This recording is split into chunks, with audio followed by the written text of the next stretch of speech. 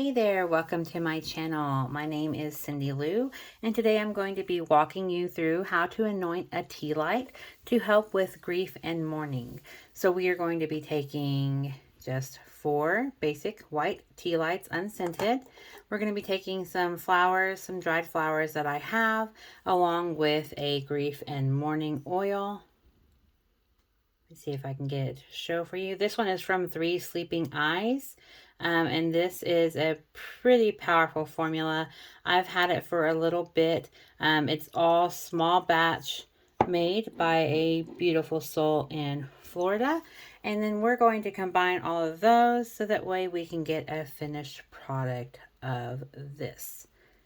Now, for my flowers today, I'm going to be using some dried sunflower petals. These are from the most recent bouquet that my son had picked out for his dad.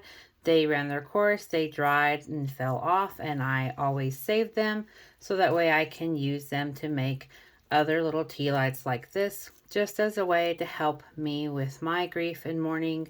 Candle work is pretty powerful for me, and it came to me last year that I could start making my own candles to help myself through some of the rougher moments in my life. This is a rose. It came from a different bouquet. There is some fresh flowers over there now that have 2 roses and assorted other flowers, so I will get to keep those as well for later use. I do keep most of my flowers in this little blue jar. I wait for them to dry up and I save them so I can pull them out and decorate whatever candles I want to for use for whatever. So this, I'm going to take the oil first. I am going to just try to put about a drop. That was a little more than a drop. And I generally get pretty messy. It doesn't bother me if I am pouring this on. I went a little heavy-handed with the oil today. Like I said, that's fine. It doesn't bother me. Close that up. Now, you have several different options when it comes to the flowers. You can put them in a mortar and pestle and really kind of grind them up so they're more fine. You can leave them as they are, whole petal, whole leaf, whole herb, whatever you're doing. The only thing you need to be mindful about is that anything that is 3D off of the candle's surface does have a tendency to catch fire. So you don't want to burn these if it's going to be unattended. Now I got a little extra. I'm actually going to rub that into my hands. Because it is extra, but because it does help with grief and mourning, I'm going to rub it on my throat, on my neck, on my temples, just anywhere I feel called to put this oil, because it is safe to be used on the skin. That is something that I love about this blend. And once we have the oil on all of our candles, let's go ahead and take one of our petals. I am going to break these up. If I don't, let me show you what it looks like. Okay, it doesn't look bad, but if you look at it from this point, see how far up off it is? So I'm just going to cut them up like I did on this one. Spread it out a little more evenly, and it's not as 3D, if you will. So in order to do that, I'm literally just going to take this, mash it up, and then pinch it apart with my fingernails. I'm going to do that for all the ones that I have here. You may hear them kind of crinkling because they are dried.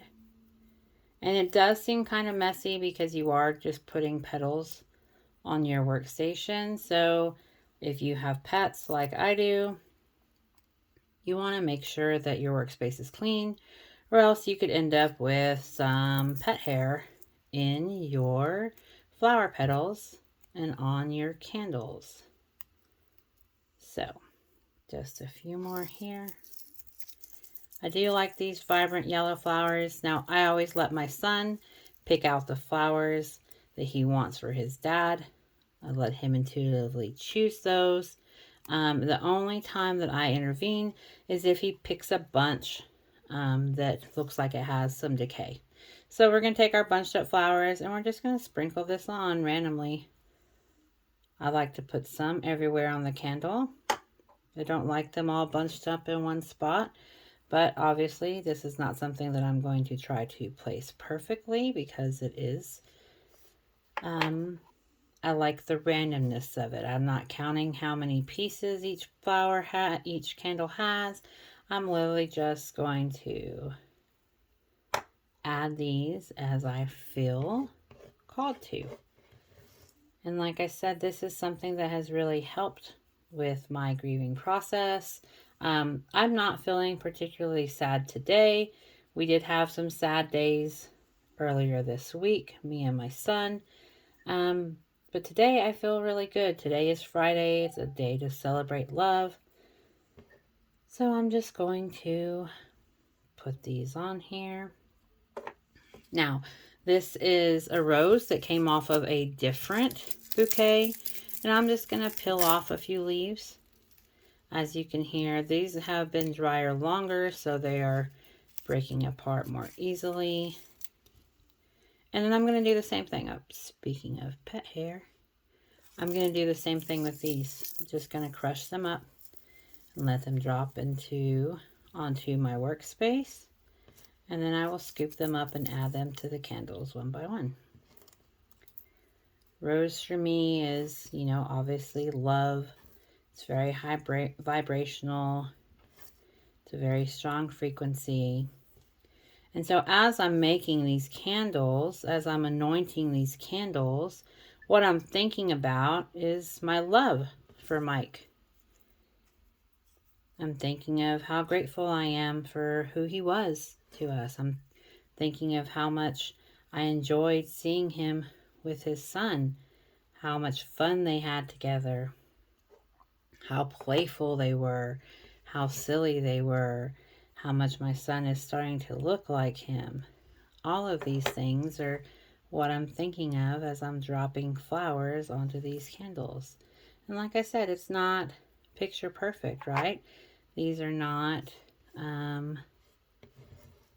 fancy. These are heartfelt. They are homemade.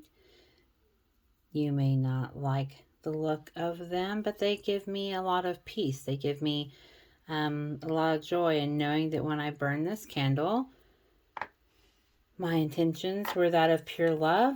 My intentions were that of gratitude for him, for the experiences I had with him, for who he was in my life and all the things that he taught me.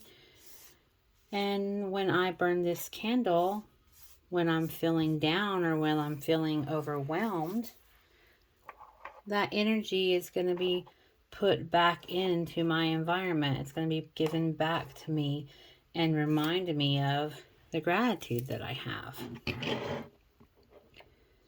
So I hope that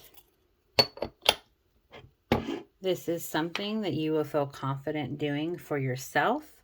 I now have 8 of these for him, which is perfectly fine. I will probably make several more for my dog Mina, who I recently lost. Things that I would like to add if you're going to do this, make sure that you have a picture or an object or something physical that you can look at while you're doing your candles, while you're talking to your person. I would suggest calling on, I would suggest calling on memories that make you feel excited and like they're right there. You know, it's easy when you are upset about the loss of somebody to get stuck in the darker parts of it. You know, especially for us, my son was 3.5. Mike was killed in a robbery, trying to stop the person from stealing items and money from his store. And so it was very tragic and public and shocking and unexpected death. He was 35, and he had his whole life ahead of him. And so it's easy to get caught up in the sadness and the regret of wanting more time, wanting things to be different. And that is what you're making these candles for.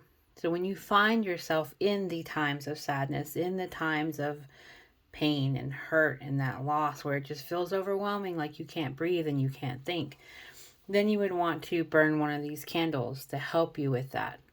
But when you're making them, I would urge you to stay as lighthearted as possible, as grateful as possible, as full of love as possible, so that that energy and that calm and that peace and love is what is infused into the candle, so that it can help lighten up your spirits when you burn them during a darker time.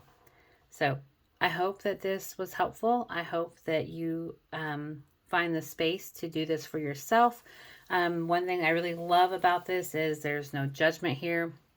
You can be as basic or as creative as you would like.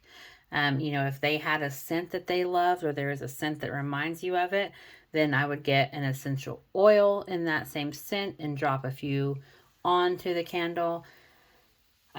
Mike was big in coffee and cannabis, and I'm not going to put in, I could put and have put cannabis on there before, but I'm not going to this time. This time I'm happy with what I have, but the power lies in you making it personal and special to you, to help you.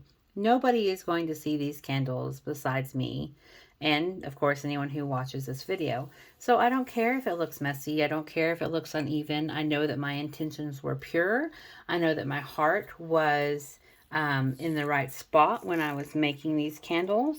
And I know that I am honoring him by taking the time to sit with his memory and sit with our love and sit with gratitude for who he is and was to us. And I hope that you are able to find the space and the time to do the same for yourself.